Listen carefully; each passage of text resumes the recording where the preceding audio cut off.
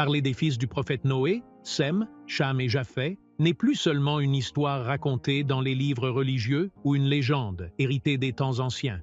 Elle est plutôt devenue une question fondamentale à l'intersection de l'histoire sacrée et de l'anthropologie moderne. Est-ce que toute l'humanité est vraiment descendue de ces trois-là après le grand déluge? Ou bien la science génétique ouvre-t-elle de nouvelles portes pour comprendre les origines humaines et la diversité des peuples? Entre les textes de la Torah et du Coran et les récits des exégètes et des historiens, nous trouvons des récits entrelacés sur la lignée des nations et leur répartition sur la terre. Les Arabes et les Juifs descendent de Sem, les Africains de Cham et des Turcs, et les peuples du nord de Japheth. Cependant, avec le développement de la génétique, de l'archéologie et de la linguistique, une nouvelle perspective est apparue, qui place ces récits dans un cadre symbolique ou culturel plutôt que de les considérer comme une réalité strictement biologique. Dans cette vidéo, nous embarquerons ensemble pour un voyage qui commence avec le déluge, gravé dans la mémoire collective des civilisations, passe par les généalogies détaillées que l'on trouve dans les livres d'histoire et d'interprétation et atteint le débat scientifique moderne sur les origines et la diversité de l'homme. En fin de compte, nous posons une question ouverte. Sommes-nous vraiment tous des enfants de Noé?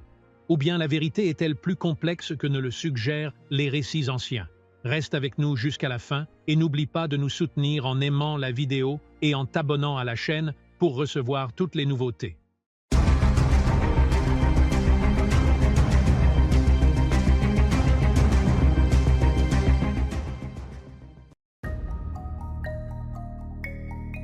À une époque reculée qui a précédé l'essor des royaumes et des civilisations, les êtres humains vivaient du monothéisme inné qu'ils avaient hérité de leur père Adam. Que la paix soit sur lui. Ils connaissaient Dieu avec une vraie connaissance et l'adoraient seul, sans partenaire. Pourtant, cette disposition naturelle n'a pas résisté longtemps aux murmures de Satan, qui guettait les occasions de tromper les enfants d'Adam et de les faire sortir du domaine de l'obéissance pour les entraîner dans les profondeurs du polythéisme. Au fil des générations, des hommes justes qui avaient été des modèles pour leur communauté ont quitté ce monde, et les gens les ont profondément pleurés. À ce moment-là, Iblis leur a inspiré une idée dont l'apparence extérieure semblait vertueuse, mais dont la réalité intérieure était l'égarement.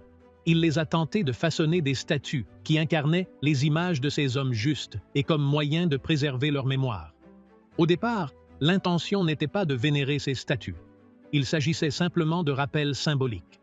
Cependant, au fil du temps et des changements de génération, l'objectif initial a été oublié. Le symbole a été transformé en objet de culte et les mains ont été levées en supplication devant des pierres qui ne pouvaient ni nuire ni profiter. C'est ainsi que sont apparues les premières manifestations de polythéisme dans l'histoire de l'humanité. Le Saint-Coran a documenté les noms de ces idoles, comme le dit Dieu Tout-Puissant. Et ils dirent « N'abandonnez pas vos dieux et n'abandonnez pas Wad, ni Swa, ni Yagut, ni Ya, Uk, ni Nasser. »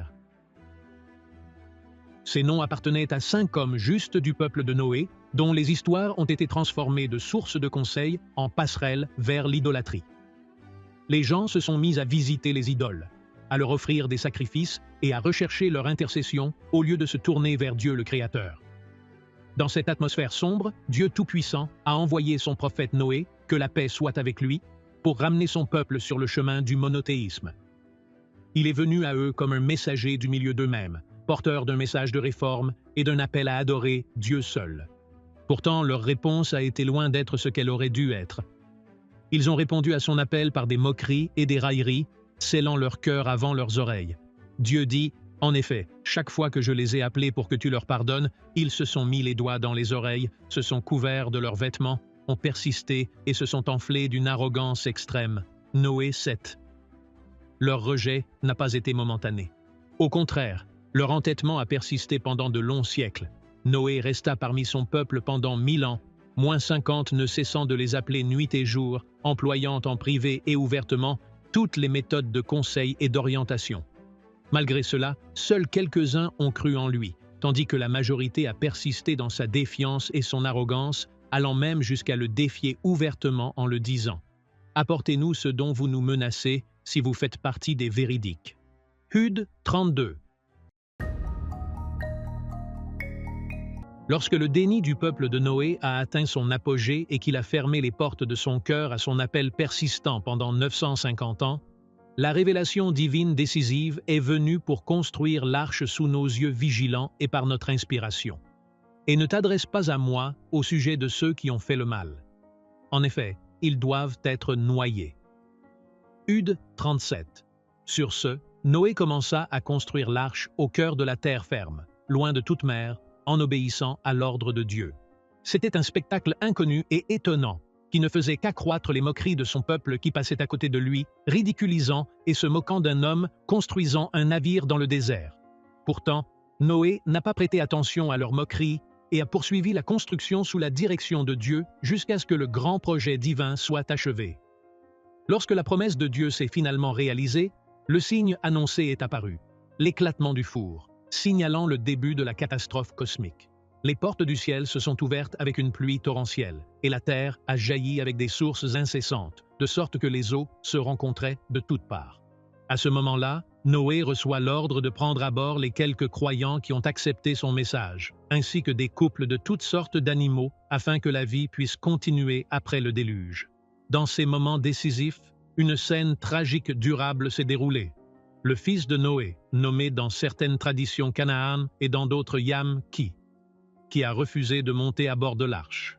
Noé l'appela avec une compassion et une miséricorde paternelle. « Ô mon fils, embarque avec nous et ne sois pas avec les mécréants. » Mais le fils a répondu avec arrogance. « Je me réfugierai sur une montagne qui me protégera de l'eau. » La réponse finale est arrivée. Il n'y a pas de protecteur aujourd'hui contre le décret de Dieu, sauf pour ceux à qui il fait miséricorde. Alors que le dialogue s'efface, les vagues s'élèvent entre le Père et son Fils. La mer les a séparés et il s'est retrouvé parmi les noyés, devenant le symbole de celui qui a préféré l'orgueil et l'entêtement à l'obéissance à Dieu. L'épopée a pris fin lorsque l'ordre divin a été émis et qu'il a été dit « Ô terre, avale ton eau, et ô ciel, retiens ta pluie. » Et l'eau s'est calmée. La question a été tranchée, et l'arche s'est posée sur le mont Judi. UD 44. Avec cela, les vagues se sont calmées, et l'arche de Noé s'est posée sur le mont Judi, annonçant le début d'un nouveau chapitre de l'histoire de l'humanité. Du haut de la montagne, la vie a recommencé à s'agiter. La lignée de ceux qui étaient sur la terre auparavant a été coupée, et il n'en est resté aucun, à l'exception des descendants de Noé. Dieu Tout-Puissant dit: « Et nous avons fait de ses descendants les survivants comme Saphat 77. Pour cette raison, les historiens et les généalogistes ont été unanimes pour dire que les survivants de sa descendance n'étaient que trois, Shem, Ham et Japheth. Ils sont devenus les racines premières de toutes les nations et de tous les peuples après le déluge. À partir de là, Noé s'est vu attribuer le titre de deuxième père de l'humanité après Adam. Que la paix soit sur lui, car c'est à partir de lui que le voyage de l'humanité a recommencé et que les lignées se sont répandues sur les différents continents du monde. Ce nouveau départ était un signe clair que c'est la foi seule qui apporte le salut et que la lignée ou la parenté n'est pas suffisante pour la délivrance. De l'arche qui transportait les croyants, le Fils de l'humanité s'est levé une fois de plus pour écrire de nouveaux chapitres de sa longue histoire sur la terre. La question de la femme de Noé fait partie des sujets les plus débattus dans les livres d'exégèse coranique, avec des interprétations divergentes. Le Coran indique explicitement que la femme de Noé n'était pas une croyante, mais une mécréante. Et Dieu la présente comme un exemple de trahison doctrinale. Dieu Tout-Puissant dit: « La femme de Noé et la femme de Lot étaient sous les ordres de deux de nos justes serviteurs, mais elles les ont trahis, et leurs maris ne leur ont rien apporté contre Dieu. Et il a été dit: « Entrez dans le feu avec ceux qui y entrent. » Ce verset affirme de manière décisive que sa proximité avec le prophète de Dieu Noé ne lui a pas profité, qu'elle s'est tenue parmi les mécréants et qu'elle a donc péri avec son peuple. C'est pourquoi la majorité des exégètes l'ont décrite comme une épouse incrédule qui a trahi l'appel et n'a pas cru au message de son mari. D'éminents spécialistes de l'interprétation du Coran, comme Ibn Kathir dans son Tafsir et les histoires des prophètes, ont souligné que sa trahison n'était pas une infidélité conjugale, mais plutôt une trahison dans la position et la croyance. Elle répandait des nouvelles sur les croyants et se moquait de son mari devant les gens. D'autre part, certains rapports moins connus présentent un récit alternatif selon lequel Noé avait une autre femme qui était croyante et qui l'a accompagné à bord de l'arche. Selon ce récit, le nombre de survivants du déluge était de 8 Noé, son épouse croyante, ses 3 fils Sem, Cham et Japheth, et leurs épouses. De cette perspective a émergé le point de vue selon lequel Noé avait une épouse croyante qui partageait avec lui le chemin du salut. Cette narration a été transmise par certains exégètes de Qatada et Mohammed ibn Ka'b al-Hurazi, bien qu'il n'ait pas obtenu le même niveau d'acceptation ou de proéminence que le premier récit. Après que l'arche de Noé se soit immobilisée sur le mont Juda et que la vie ait recommencé, ses 3 fils, Sem, Cham et Japheth, sont devenus le noyau à partir duquel l'humanité s'est répandue après le déluge. Les exégètes et les historiens ont unanimement reconnu que les nations et les peuples qui ont émergé plus tard remontent en fin de compte à ses 3 frères. Shem, le fils du milieu, s'est installé à l'est. Certains rapports mentionnent que c'est lui qui a fondé la ville, connue sous le nom de First Sam, identifiée plus tard comme Sana. De sa lignée sont nées de grandes nations telles que les Arabes, les Perses, les Kurdes, les Hébreux et les Syriens. C'est aussi de sa descendance qu'est issu le plus grand des prophètes de Dieu, Abraham, l'ami, Moïse, celui à qui Dieu a parlé, et Muhammad, que la paix soit sur lui. Pour cette raison, le groupe de peuples connu sous le nom de Sémites lui a été attribué, un terme qui est resté présent dans les études modernes pour décrire l'arabe, l'hébreu, l'araméen et les langues apparentées. Le jambon, quant à lui, a été associé au continent africain.